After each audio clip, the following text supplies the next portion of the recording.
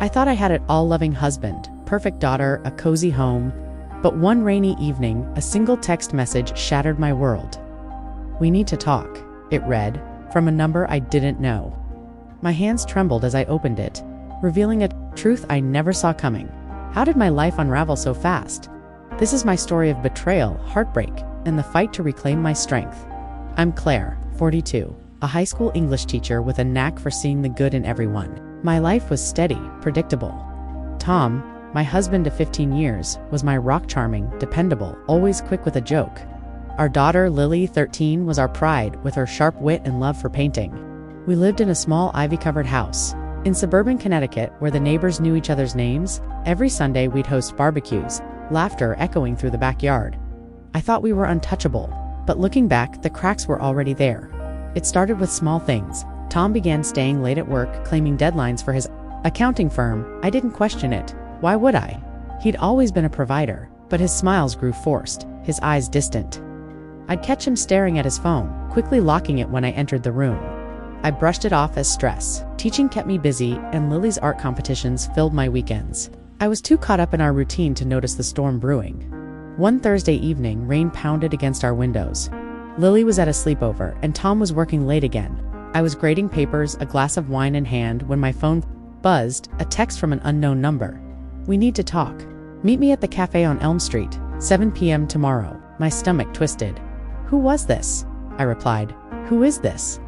No response. I stared at the screen, unease creeping in. Was it a prank? A student? I didn't tell Tom. Something told me to keep it secret.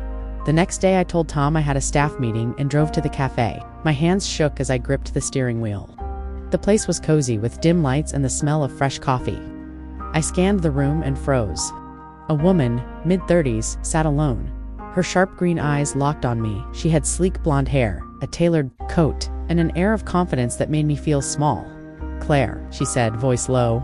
I nodded, sitting across from her. "I'm Vanessa," she said. "Tom's colleague and more." My heart stopped. "More," I whispered. Vanessa leaned forward, her manicured nails tapping the table. "Tom and I have been together for a year," she said, her voice steady, but laced with pity. "I thought you should know." My mind spun. Tom, my Tom. I wanted to scream, to call her a liar, but her calm certainty silenced me. She slid a photo across the table. Tom, laughing with her at a bar, his arm around her waist. The date stamp was last month. My throat tightened. I don't remember driving home. My hands were numb, my vision blurred with tears. Tom was in the kitchen, humming, chopping vegetables like nothing was wrong. "Hey, hun," he said, smiling. I wanted to throw the photo at him, demand answers, but my voice failed. Instead, I mumbled something about feeling sick and locked myself in the bathroom. Staring in the mirror, I saw a stranger, pale, betrayed. How could I not have seen this? The next week was torture. I didn't confront Tom. I couldn't. What if it was true? What would happen to Lily, to our family? I went through the motions, teaching, cooking, smiling for Lily, but inside, I was crumbling. Vanessa texted again. "He's lying to us both. Meet me again." I ignored it, but her words haunted me. I started checking Tom's phone when he slept. No messages from Vanessa, but I found an app he'd hidden, filled with flirty texts to someone named V. My heart sank. I began noticing things I'd ignored: lipstick on his collar, a faint perfume I didn't wear. At night, I'd lie awake, replaying Vanessa's words. Was she telling the truth, or was she trying to ruin us?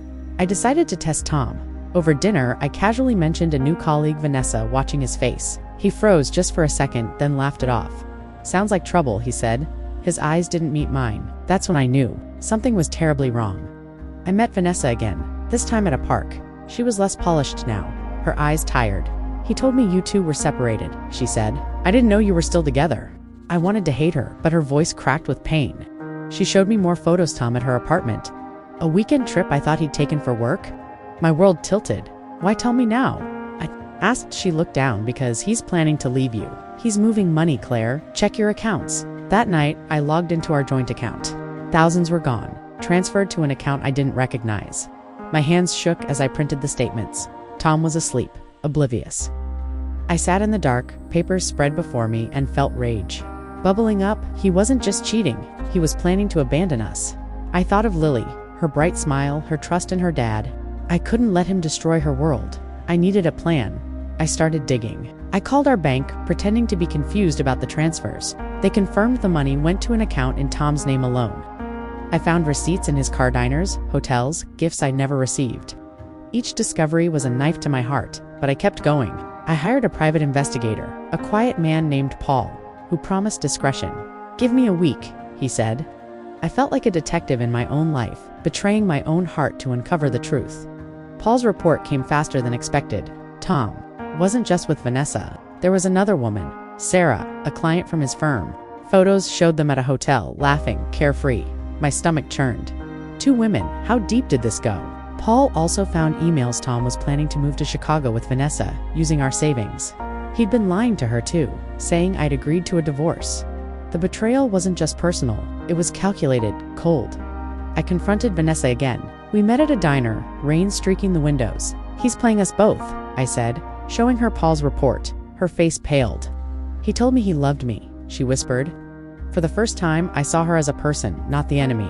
"We were both pawns in Tom's game. What do we do?" she asked. I didn't know, but I felt a spark of resolve. "We stop him," I said. Together, she nodded, her jaw tight. An unlikely alliance was born. We planned carefully. Vanessa would pretend everything was normal, keeping Tom close while I gathered more evidence. I hired a lawyer, a sharp woman named Rachel who specialized in divorce. "He's hiding assets," she said, reviewing the bank statements. "We'll nail him." I felt a flicker of hope, but also dread. Confronting Tom meant destroying the life I'd built. Lily's face flashed in my mind, her art, her laughter. How would I protect her from this? The next blow came unexpectedly. Lily came home from school, eyes red. "Dad's been acting weird," she said. "He's always on his phone and he yelled at me for borrowing his laptop."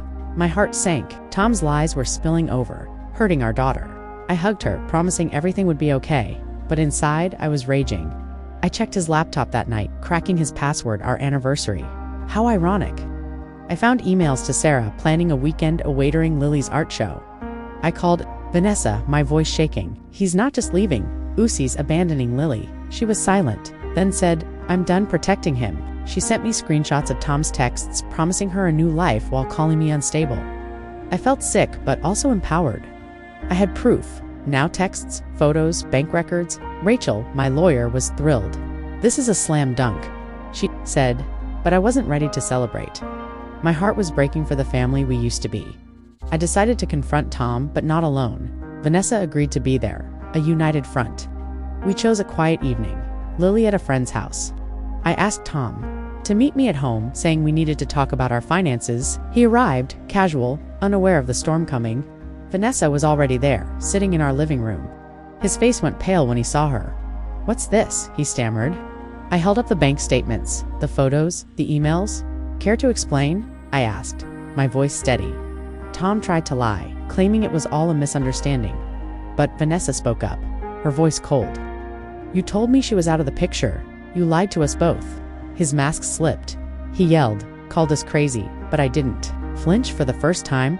I saw him for what he was, a coward. I told him to leave, that my lawyer would be in touch. He stormed out, slamming the door. I collapsed on the couch, Vanessa beside me, both of us silent, processing the wreckage. The next morning, I sat Lily down. I didn't tell her everything, just that Dad and I were having problems, and he'd be staying elsewhere for a while. Her eyes filled with tears, but she nodded, hugging me tight. "I love you, Mom," she said. My heart broke, but I felt a new strength. I wasn't just fighting for me, I was fighting for her. Vanessa and I kept in touch, sharing updates on Tom's moves. Rachel filed for divorce, freezing his accounts. The battle was just beginning, but I was ready. The weeks after Tom left were a blur. I moved through life like a ghost, teaching classes, cooking for Lily, smiling through the pain. But inside, I was raging. How dare he think he could dismantle our lives and walk away? Vanessa became an unexpected ally. We met weekly, sharing information like spies in a war. She told me Tom was still texting Sarah, promising her the same future he dangled before Vanessa. It was sickening, but it fueled my resolve. Rachel, my lawyer, was relentless. She uncovered more hidden accounts. Tom had siphoned off nearly half our savings. "He's trying to leave you with nothing," she said, her voice sharp. I felt violated, but Rachel's confidence steadied me. She filed for full custody of Lily and a restraining order, citing Tom's financial deceit. I didn't want him near us, not until I knew his next move. At night, I'd stare at our wedding photos, wondering who that smiling man had been. Lily started asking questions. Why isn't Dad coming home? She'd say, her voice small. I told her half-truths, shielding her from the worst. But she was smart, picking up on my tension. One evening, she found me crying over bank statements. Is Dad in trouble? She asked. I hugged her, promising I'd fix it, but how? Tom was still working, still charming his colleagues, while I was drowning in legal fees. I needed to take back control. For Lily's sake, Vanessa had an idea. Let's catch him in the act, she said. She knew Tom was meeting Sarah at a hotel that weekend, Lily's art show weekend. We devised a plan. Vanessa would confront him there, record everything. While I stayed with Lily, I hated relying on her, but she was determined. He played me too, she said, her green eyes flashing. This isn't just for you. I gave her my blessing, my stomach churning with nerves. The art show was bittersweet. Lily's paintings glowed under the gallery lights, vibrant landscapes that hid her pain. I clapped and smiled, but my mind was on Vanessa.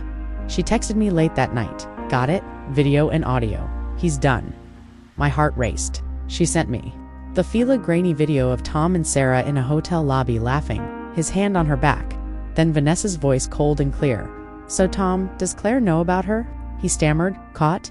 I watched the video over and over, each viewing, hardening my heart. Tom wasn't just a cheater. He was a manipulator, weaving lies to keep his double life intact. I forwarded the video to Rachel, who called it gold.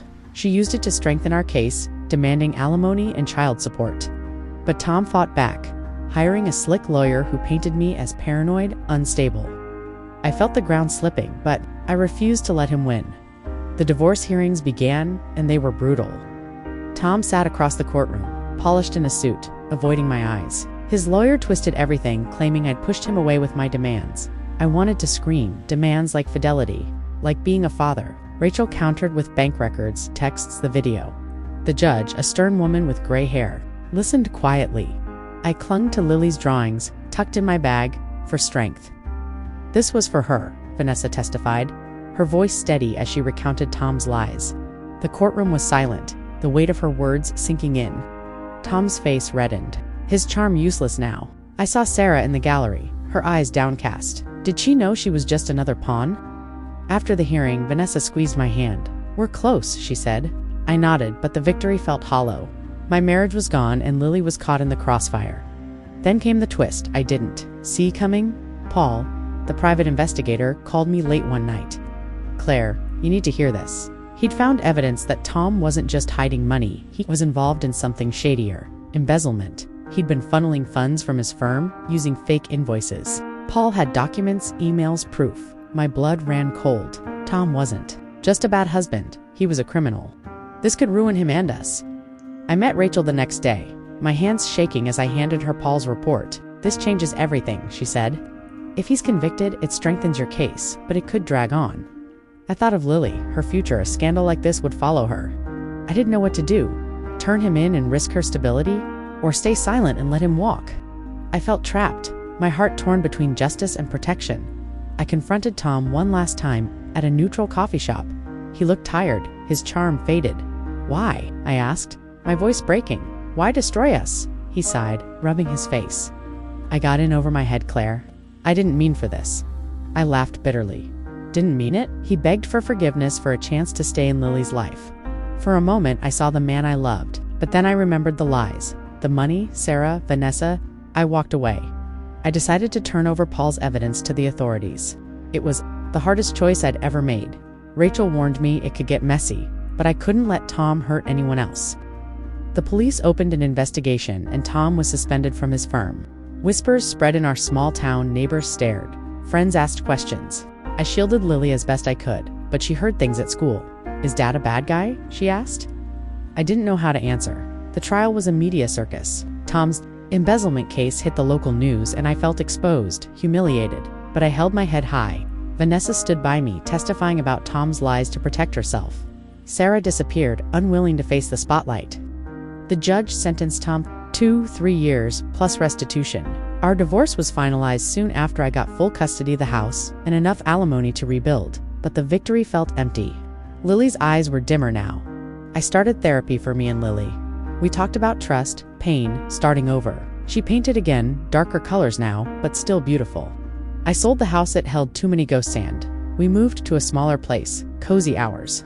Vanessa and I stayed in touch, an odd friendship forged in betrayal. She was rebuilding too, her confidence shaken but returning. I admired her strength, even if I didn't always understand her. One evening, Lily brought me a painting of a woman standing in a storm, her face fierce. "It's you, Mom," she said. I cried, hugging her. I wasn't the same Claire, naive and trusting. I was stronger, scarred, but standing. I started writing, journaling my story, not for pity, but to process. Friends urged me to share it, so I did in a blog anonymously. Women wrote back, sharing their own betrayals. I wasn't alone. That gave me hope. Work became my refuge. I threw myself into teaching, connecting with my students in a new way. They saw me as more than a teacher, now a survivor. I began mentoring, helping other women navigate divorce, betrayal. It wasn't easy, but it gave me purpose. Lily joined an art therapy group, her smile slowly returning. We were healing, together, one small step at a time. Tom's shadow lingered, but it was fading. A year later, I got a letter from Tom from prison. He apologized, said he was getting help, wanted to see Lily. I didn't respond. Not yet. Lily wasn't ready, and neither was I. Maybe one day, for her sake, I'd consider it, but for now, we were building a life without him. I started dating cautiously a kind man from my book club. David. He was patient, steady, nothing like Tom. I wasn't in love, but I was open to it. Vanessa moved to Boston, chasing a new job. We met for coffee before she left, laughing over how far we'd come. "You saved me," she said. I shook my head. We saved each other. As she hugged me goodbye, I realized I'd gained more than I'd lost. A friend, a voice, a strength I never knew I had. The pain was still there, but it didn't define me anymore. I was Claire, and I was enough now, standing in our new home. I look at Lily's paintings on the walls, each one a step toward healing. My blog has grown a community of women sharing stories of survival. I'm not the perfect wife or mother I once tried to be. I'm flawed, real, and stronger for it. The future is uncertain, but it's ours. Lily and I laugh more now, plan trips, dream big. Tom's betrayal broke us, but it also set us free. This is my story, not of defeat, but of rising again.